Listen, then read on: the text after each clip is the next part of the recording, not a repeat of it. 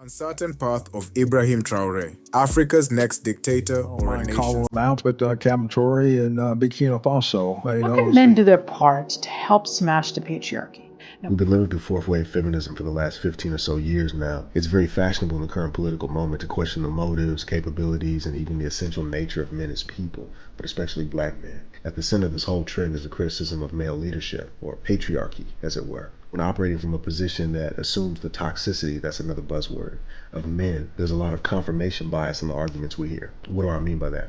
Confirmation bias is the type of logical fallacy that only ever confirms the beliefs of the person who's doing it. So using Captain Ibrahim Traore as an example, a great many Western ideologues are making the brother out to be a dictator. They say things like, he's constantly wearing military fatigues and he has a gun, therefore he's paranoid.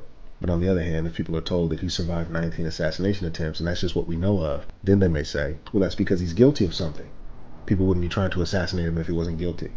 Now, if we cite the facts that he socialized childbirth, that he commissioned a fleet of ambulances and trucks for public health care, that he nationalized the gold mining industry in the country just last year alone, then they may say that that's all part of his master plan so that he can lower the suspicions of the public. You see, it's this circular reasoning that only ever seems to verify a bad faith belief. In this case, the belief that Traore is not a good leader. But many black men have had the same experiences when we're perceived socially. The courageous, the noble, the ethical values that we have are undermined and overlooked, and our mistakes are amplified, like a lot.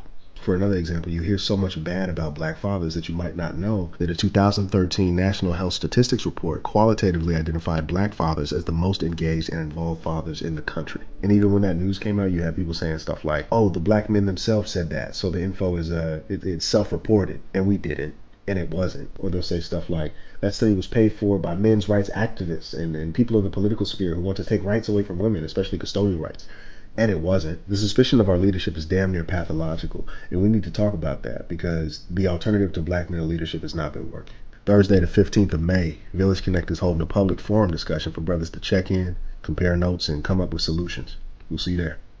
All right. Peace.